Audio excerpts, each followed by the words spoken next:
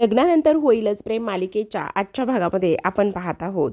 शेवटी डार्लिंग रिक्षामध्ये जीवाच्या डार्लिंग नंदिनीनेच जीवाचा जीव वाचवलेला असतो आणि त्याला इथे पुन्हा घरी सुखरूप परत आणलेलं असतं. गुड्डूसुद्धा सोबत असतो. रिक्षातून नंदिनी उतरते, जीवाला सावकाश उतरायला सांगते. गुड्डू धावतच येतो आणि खुर्ची घेऊन येतो. तेव्हा आता इकडे नंदिनी त्याच्या पायाशी बसत असते आणि जीवाला म्हणत असते, जीवा आता तुम्ही ठीक आहात ना, आता तुम्हाला काहीही होणार नाही, काहीही झालेलं नाही. तेव्हा जीवा म्हणत असतो, हो नंदिनी, मी आता अगदी ओके आहे, काळजी करण्याची काही एक गरज नाही, असं इकडे तो बोलत असतो. तेव्हा गुड्डू म्हणत असतो, आता एकदाचे तुम्ही बरे झालेला आहात. खरं तर आता डॉक्टरांनी दिलेल्या गोळ्या औषध हे सगळं वेळेवर घ्यायचं आणि हे सगळं वेळेवर घेतल्यानंतर आता तुम्ही लवकरच बरेसुद्धा होणार आहात. तेव्हा लगेच आता जीवा म्हणत असतो, नाही हां गुड्डू, मला इतक्यात बरं व्हायचं नाही आहे, कारण जर मी इतक्यात बरा झालो तर मग इथे नंदिनी माझी कशी काळजी घेईल आणि नंदिनी माझ्या एवढी जवळ कशी येणार आहे. अजिबातच नाही, मला नंदिनीच्या कायम सोबत राहायचं आहे, कायम जवळ राहायचं आहे, असं जीवा इथे बोलत असतो. तेव्हा लगेच आता इकडे नंदिनी जीवाला स्वारी म्हणत असते. खरं तर मी तुम्हाला हलक्यात घेतलं, मी तुम्हाला इथे स्वारी म्हणते जीवा. तेव्हा जीवा म्हणत असतो, अगं नंदिनी, तू वेडी आहेस का? तू मला का आणि कशासाठी स्वारी म्हणतेस? उलट खरं तर मी तुला स्वारी म्हणायला हवं. बघ ना, एवढे दिवस झालं आपण शांततेत असं कधी बोललोच नाही आहोत, एवढा निवांत वेळ आपण कधी घातलाच नाही आहे. त्याचमुळे मला तुला आज स्वारी म्हणायचं आहे आणि तुझ्याशी खूप साऱ्या गप्पा मारायच्यात. खरं तर नंदिनी, आज मी माझं प्रेम खोटं नाही आहे गं. मी तुझ्याशी कधीच खोटं बोलण्याचा, तुला फसवण्याचा कधीच प्रयत्न नाही गं केला नंदिनी. खरं तर त्या ज्या काही चिठ्ठ्या आहेत ना, त्या चिठ्ठ्या फॅन्स फॉलोअर्सनीच पाठवलेल्या होत्या. पण काय झालं माहिती आहे का, गुड्डूकडून चुकून एक चिठ्ठी जी आहे ना ती पाण्यात पडली आणि गुड्डूकडून एक चिठ्ठी पाण्यात पडल्यानंतर तीच चिठ्ठी तुझ्यापर्यंत पोहोचावी म्हणून आम्ही ती चिठ्ठी रिटर्न लिहित होतो, बस एवढंच. आणि तूच अगदी त्यावेळेलाच आलीस, बस एवढंच. तेव्हा नंदिनी म्हणत असते, मग जीवा तुम्ही हे सगळं मला त्याच वेळी सांगितलं का नाही? तेव्हा जीवा म्हणत असतो, अगं तेच तर, मी तुला तेव्हाच ते सगळं काही सांगण्याचा खूप प्रयत्न करत होतो, पण तू कुठे ऐकून घ्यायला तयारच नव्हतीस आणि मग कसं सांगणार होतो मी सगळं काही तुला. तेव्हा लगेच नंदिनी म्हणत असते, बरं जीवा आता शांत बसा बरं.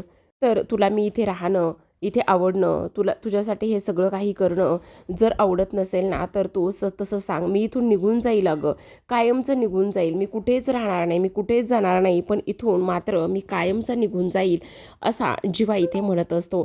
तेव्हा लगेच आता नंदिनी म्हणत असते, बाद झालं हां तुमचं आता, तुम्ही फार बोलताय, अजिबात हे सगळं मी तुमचं अजिबात ऐकून घेणार नाही आहे, तुम्ही आता एकदम शांत बसायचं आहे. तेव्हा मी जे काही सांगते, मी ज्या काही गोष्टी इथे बोलते ना, त्याच गोष्टी इथे आता तुम्ही ऐकायच्या आहेत, एकदम शांत बसायचं, कळलं तुम्हाला?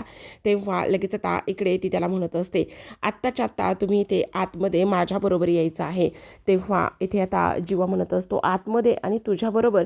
ते कसं शक्य आहे? म्हणजे तो तुझा बाबा, उगाचच माझ्या बाबांना काही एक म्हणायचं नाही हां, काय कळलं का? तेव्हा नंदिनी म्हणत असते, चला म्हणते ना, काही म्हणणार नाही आहे ते वगैरे वगैरे, ह्या सगळ्या गोष्टी आता इकडे ते बोलत असतात. त्याचबरोबर आपण पाहतो की इकडे आता नंदिनी जीवाला घेऊन आतमध्ये निघालेली असते.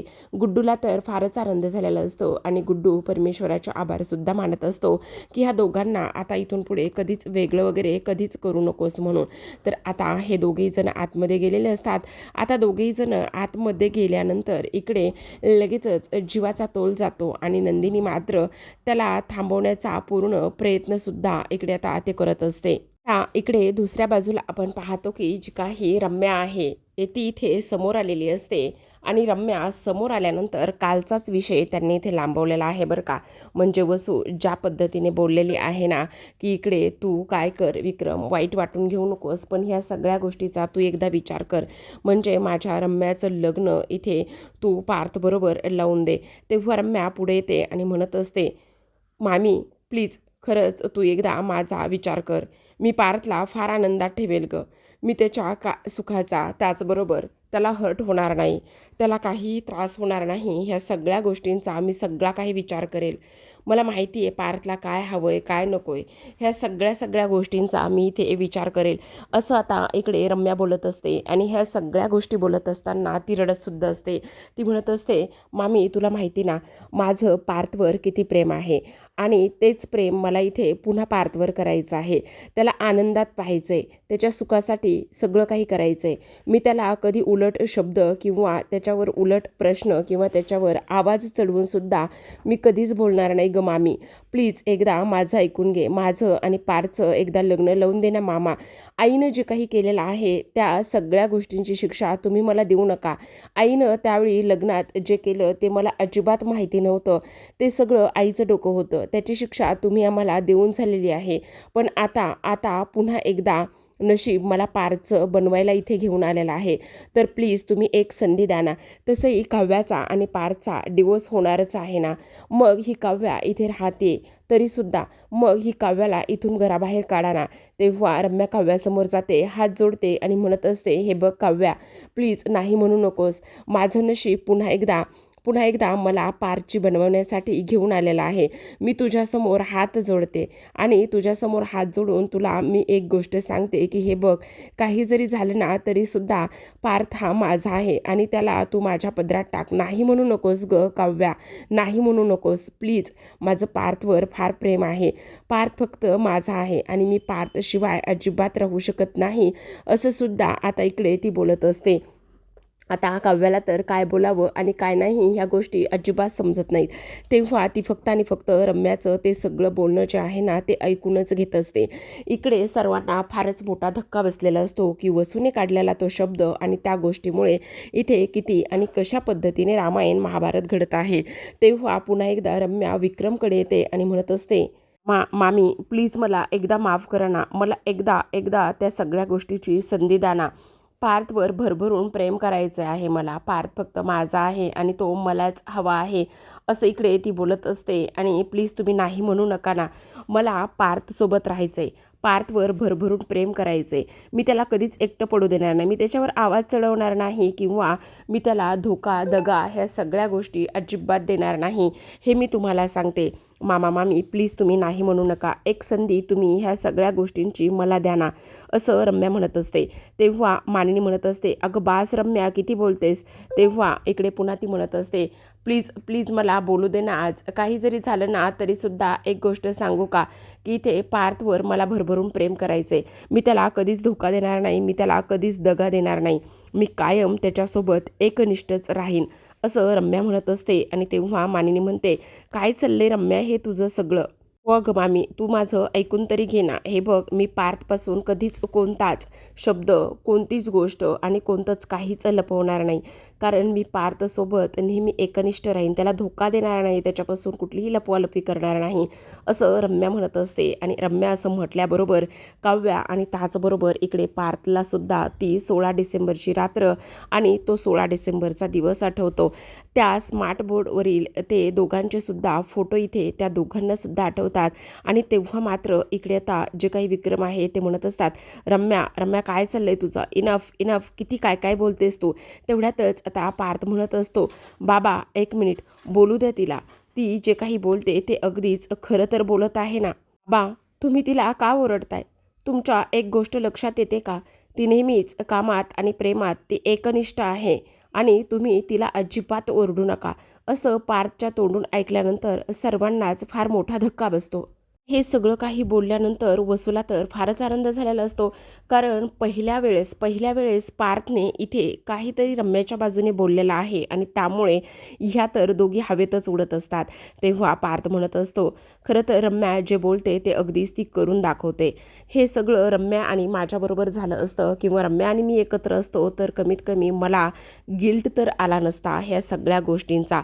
हे सगळं काही बोलल्यानंतर काव्याला तर फार मोठा धक्का बसतो. काव्या खाली पडणार तेवढ्यातच आता युग तिथे जातो आणि युग म्हणत असतो, वहिनी. इकडे काव्याला फार धक्का बसलेला असतो मोठा. कारण पार्थ पार्थ असं बोलेल ह्या गोष्टीवर तिचा अजिबात विश्वास नसतो. आता पडणाऱ्या काव्याला इथे युग वाचवतो धरतो आणि तेव्हा काव्या लगेच तिथून निघून जाते. मानिनीला सुद्धा पहिल्याच वेळेस पार्थचा राग आलेला असतो. ती त्याला रागाचा लूक देते आणि ती सुद्धा काव्याच्या पाठीमागे निघून जाते. पण इकडे रम्या आणि वसू मात्र हवेतच उडत असतात. त्यांना तर जो आनंद झालेला आहे तो आनंद मात्र त्या इथे एन्जॉय तर करणारच असतात. पण आता पार्थ मात्र हे सगळं काही बोलून गेल्यानंतर त्याने कुठेतरी जाऊन काव्याला दुखवलेलं आहे हे त्याला सुद्धा समजलेलं असतं. तर आता दुसऱ्या बाजूला आपण पाहतो की इकडे जी काही आपली शारदा आहे ती मात्र धनंजयवर खूपच रागराग करत असते, चिडचिड करत असते. ती म्हणत असते, बाद झालं हां धनंजय मोहिते, तुमचं खूप झालं, तुम्ही खूप जास्त बोललात, तुमची हिंमत कशी होती हो एवढं सगळं काही बोलण्याची. त्यावर धनंजय म्हणत असतात, काय चुकीचं बोलतोय मी, काही एक चुकीचं बोलत नाही आहे. आणि तेव्हा इथे शारदा म्हणत असते, शारदा तुला एक गोष्ट कशी समजत नाहीये, मी माझ्या पोरीला म्हणजेच नंदिनीला रोज कुडत असताना पाहतोय आणि रोज तिला हे सगळं त्रासात मी पाहतोय. आणि एकदा का तिला ह्या सगळ्या गोष्टी समजल्या ना तर ती सुद्धा हेच म्हणणार आहे की बाबा तुम्ही अगदी योग्य केलेलं आहे, बाबा तुम्ही अगदीच बरोबर केलेलं आहे, हे सगळं ती बोलणारच आहे आणि माझी पूर्ण खात्री आहे.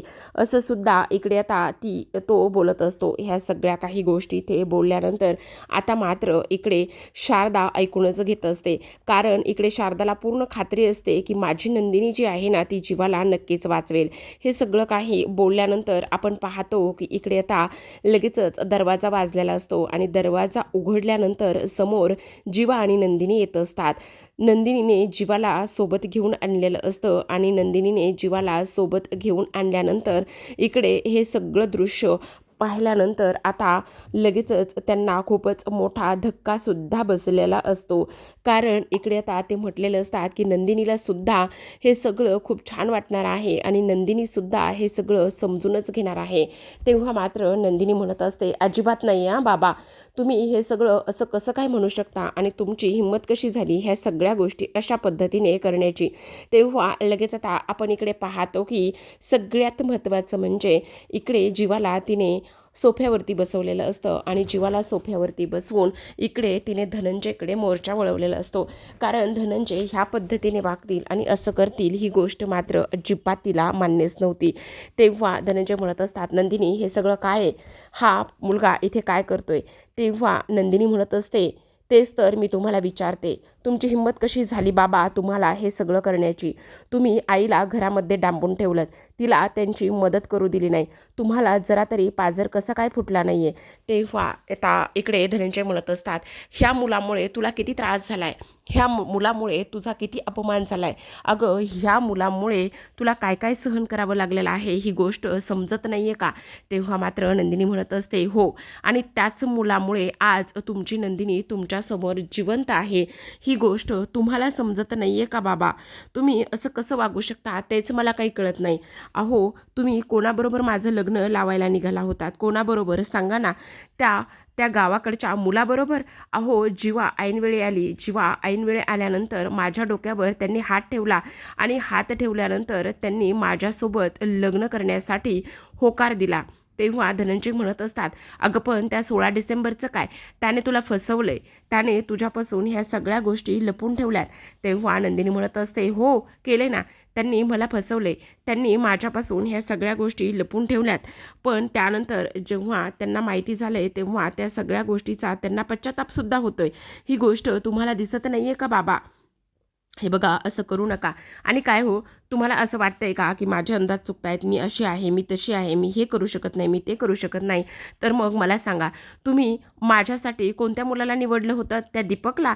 तोच दीपक बाबा, जो दीपक माझ्या जीवावर उठला होता आणि त्याच दीपकच्या तावडीतून ह्याच जीवाने मला सुखरूप वाचवलेला आहे बाबा. तुम्ही एकदा डोळे उघडून बघा ना, असं डोळ्यावर पट्टी का बरं बांधली आहे तुम्ही बाबा. हे बघा, तुमचं राग एका बाजूला आणि त्याचबरोबर चांगुलपणा एका बाजूला ठेवा. तुम्ही दोन्ही मिक्स अजिबात करू नका. तेव्हा लगेच आता इकडे नंदिनी म्हणत असते, आणि त्याचबरोबर सगळ्यात महत्त्वाचं म्हणजे आज तुम्ही आईला घरामध्ये डांबून ठेवलं, जीवाची मदत करू दिली नाही आहेत तुम्ही. असं कसं वागू शकता बाबा तुम्ही. जर मी ऐनवेळी त्यांना हॉस्पिटलमध्ये रिक्षानं घेऊन गेले नसते तर काय केलं असतं. तेव्हा लगेच आता शारदा म्हणत असते, काय झालं, जीवा तुम्ही बरे आहात ना, कसे गेला हॉस्पिटलमध्ये? तेव्हा लगेच जीवा म्हणत असतो नंदिनी आली आणि नंदिनीने मला रिक्षा चालवतच हॉस्पिटलमध्ये घेऊन गेले. तेव्हा लगेच आता धनंजय म्हणत असतात नंदिनी हे काय आहे सगळं, तुला तर रिक्षा चालवता येत नाही ना. तेव्हा नंदिनी म्हणत असते असं काय करताय बाबा, तुम्ही वेड्या आहात का? हे बघा, इथे सावित्रीने सत्यवानाचे प्राण वाचवण्यासाठी ती जर यमाशी लढू शकते, तर मी साधी माझ्या नवऱ्याला वाचवण्यासाठी ह्या रिक्षा चालवू शकत नाही नंदिनी, असं नंदिनी म्हणत असते. नंदिनीने हे सगळं काही म्हटल्याबरोबर आता मात्र धनंजय शांतच बसलेले असतात. धनंजय काहीच बोलत नसतात, कारण आज मात्र इकडे जीवाचं आणि नंदिनीचं प्रेम जिंकलं ही गोष्ट त्यांना समजलेली असते.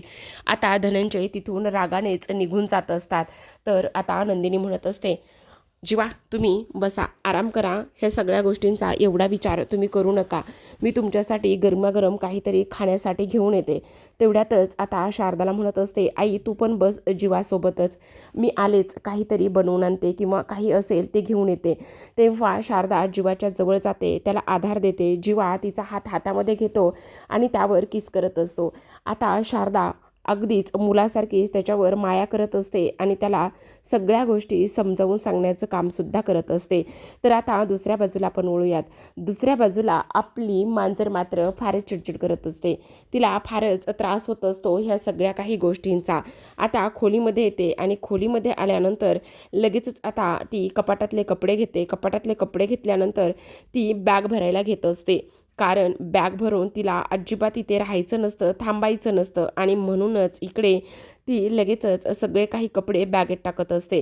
तेवढ्यातच आता इथे मानिनी येते. मानिनी आल्याबरोबर म्हणत असते हां हे पण भर, म्हणजे ती तिचे बुक्स वगैरे ह्या सगळ्या गोष्टी बॅगेत ठेवते. तेव्हा काव्या म्हणत असते काय करताय तुम्ही हे? अगं काय करताय म्हणजे, तुला बॅग भरण्यासाठी मदत करते ना, उलट हेच तर रम्याला हवंय, तू ह्या घरातून निघून जाणं, त्याचबरोबर तू इथे न राहणं, ह्या सगळ्या गोष्टी तिला हव्याच आहेत ना. मग तेच तर करते मी, तुला जायचंच आहे ना, अगं हे घे बॅग भर. आणि मी काय म्हणते, उलट मी तर ना तुला सोडवण्यासाठी सुद्धा येते, तुझ्या घरी मी तुला पोच करते. म्हणजे एकदा का तू ह्या घरातून निघून गेलीस ना, तर रम्यासाठी तिचे दारं पार्थपर्यंत जाण्यासाठी रिकामेच झाले. मग ही सगळी आनंदाचीच गोष्ट आहे की नाही? म्हणजे तू इथे असल्यावर कमीत कमी पार्थ तुझ्याकडे बघून थोडा तरी तो सगळं काही झालेल्या गोष्टी विसरण्याचा प्रयत्न करेल, थोडं तरी तुझ्यासोबत राहण्याचा, तुझ्यासोबत वेळ घालवण्याचा प्रयत्न करेल. पण जर तू इथे नसशील ना, तर मग तो तसं काहीच करणार नाही. मग तर काय, पार्थ हा रम्याचा होऊनच जाईल आणि तिला तर तेवढंच पाहिजे ना. असं म्हणता क्षणी आता काव्या लगेचच खाली मुटकन बसते आणि खाली काव्या मुटकन बसल्यानंतर मानिनी तिच्यासमोर उभी राहते. मानिनी समोर उभी राहिल्यानंतर काव्याला अश्रू अनावर होतात आणि अगदीच ती मानिनीला घट्ट मिठी मारत असते. आता मानिनीला मिठी मारल्यानंतर इकडे मानिनी म्हणत असते हे बघ काव्या, असं वाटतंय की नाही ह्या सगळ्या गोष्टीमुळे काहीच फरक पडणार नाही. तेव्हा मानिनी म्हणत असते वेडी आहेस का तू, तू जे काही हे व्रत घेतलेस, तू आता पारच्या बाजूने खंबीरपणे उभी राहतेस, पारच्या बाजूने खंबीरपणे उभी राहिल्यानंतर त्याला तू समजून घेतेस, त्याच्यासाठी एवढ्या सगळ्या गोष्टी करतेस, ते महत्त्वाचं नाही आहे का सगळं? अगं सुरुवातीच्या काळामध्ये जे पार्थने तुझ्यासाठी केलं होतं, सेम तू आत्ता ते सगळ्या गोष्टी इथे तू पार्थसाठी करत आहेस ना. मग तू थोडंसं त्याच्या कलाने घे ना. जसं तू बदललीस, जसं तुला इथे पारच्या प्रेमाची जाणीव झाली आणि तुला पारचं प्रेम कळलं, तसं त्यालासुद्धा नक्कीच कळेल ना. तेव्हा लगेच आता काव्या म्हणत असते आई मला ते समजून घेतील ना, त्यांना माझं त्यांच्यावर असलेलं प्रेम हे समजेल ना. तेव्हा लगेच मानिनी म्हणत असते का नाही समजणार, अगं थोडा वेळ तरी दे. आई बघितलं ना तुम्ही पार्थ इथे कसे बोललेत तर, आणि आई मला एक गोष्ट सांगा, ते मला समजून घेतील ना, ते मला माफ करतील ना, आणि ते रम्याला म्हणजे रम्या त्यांच्याबरोबर राहणार नाही हे आज ते बोलले, त्यामुळे मला खूप वाईट वाटले. म्हणजे हा दुरावा, त्याचबरोबर हे सगळं काही आमच्यातील संपेल ना आई. म्हणून काव्या आता लगेच रडायला लागलेली असते आणि रडत असताना आता लगेच ती मानिनीच्या मिठीत पडते. मानिनीसुद्धा रडत असते आणि काव्याचं सांत्वन करायला घेत असते. आता मानिनीच्या मिठीत असताना काव्या म्हणत असते पार्थ तुम्ही तुमच्या ह्या काव्याला माफ कराल ना, म्हणजे मी तुमची आयुष्यभर वाट पाहण्यासाठी सुद्धा तयार आहे. काही जरी झालं तरीसुद्धा इकडे मी तुम्ही मला मिळेपर्यंत आणि आयुष्यभर वाट पाहील, पण फक्त आणि फक्त तुम्ही मला माफ करायला हवंय, असं इथे आता काव्या म्हणत असते. तर आता प्रेक्षकांनो, आजच्या भागामध्ये एवढंच. उद्याचा भाग फारच इंटरेस्टिंग आणि कमाल धमाल असणार आहे, कारण उद्याच्या भागामध्ये आता इकडे युग जो आहे ना, तो पार्थला समजावत असतो की हे बघ दादा असं करू नकोस, हे बघ दादा तसं करू नकोस. तेव्हा आता इकडे जो काही पार्थ आहे तो युगला म्हणत असतो, अरे तू काही डोक्यावर पडलायस का, कसं हे शक्य आहे, म्हणजे जेव्हा जीवा या घरामध्ये येणार आहे तसं त्या दोघांना इकडे मी एकत्र कसं पाहणार आहे, ते शक्यच नाही आहे. कारण जर इकडे मी हॉलमध्ये बसलेला असेल आणि त्याचबरोबर काव्या आणि जर जीवा किचनमध्ये असतील, तर पुन्हा तोच संशय माझ्या मनात, असं म्हटल्याबरोबर वरून आता काव्या हे सगळं काही ऐकत असते. आणि हे सगळं काही ऐकल्यानंतर आता मात्र काव्याला फारच मोठा धक्का बसतो. ती आता विचार करत असते की म्हणजे अजूनसुद्धा पारच्या मनामध्ये तो 16 डिसेंबर आणि त्याचबरोबर जीवा आणि माझ्यामध्ये असलेलं ते नातं अजूनसुद्धा संपलेलं नाही आहे. आता पार्थला असंच वाटतंय की इकडे जर जीवा आणि मी समोरासमोर आलो तर आणखी त्याच गोष्टी इथे होऊ शकतात, म्हणजे पुन्हा एकदा जो काही जीवा आणि त्याचबरोबर काव्या मी एकत्र येऊ शकतेच, ह्या सगळ्या गोष्टी इथे आता वाटतायत, असं काव्याला वाटत असतं. आणि हे सगळं काही बोलत असताना आपण पाहतो की इकडे पार्थचं लक्ष वर गॅलरीमध्ये, म्हणजे जी इंडोअरची गॅलरी आहे त्यामध्ये उभी असलेल्या काव्याकडे जातं आणि काव्याकडे गेल्यानंतर त्यालासुद्धा फारच मोठा धक्का इथे बसलेला असतो. तर आता दुसऱ्या बाजूला आपण पाहतो की इकडे जी काही आपली नंदिनी आहे ती नंदिनी जीवाला जेवण भरवत असते. आता जीवाचं ऑलमोस्ट पोट भरतच आलेलं असतं आणि त्यामुळे इकडे आता जीवा म्हणत असतो, नाही नाही मला आता बाद झालेलं आहे, खूप झालं, माझं पोट भरले. तेव्हा नंदिनी म्हणत असते, असं काय करताय जीवा तुम्ही, हे बघा तुम्हाला खायलाच पाहिजे की नाही, एक घास आईचा, एक घास बाबाचा, त्याचबरोबर एक घास इकडे तुमच्या पार्थदादाचा, असं म्हणून तो एक एक घास आता खात असतो. तेव्हा लगेच आता शेवटचा घास खात असताना इकडे नंदिनी म्हणत असते, तर एक घास आता नंदिनीचा, असं म्हणता क्षणी आता इकडे नंदिनीने जीवाला खिचडी भरवलेली असते, ती सुद्धा अगदीच अप्रेमाने. तर प्रेक्षकांनो, अशाच नवनवीन डेली मालिकांचे अपडेट आणि रिव्ह्यू जाणून घ्यायचे असतील, पाहायचे असतील तर नक्की चॅनलला सबस्क्राईब करा. भेटूयात उद्याच्या भागामध्ये. तोपर्यंत पाहत राहा लग्नानंतर होईलच प्रेम.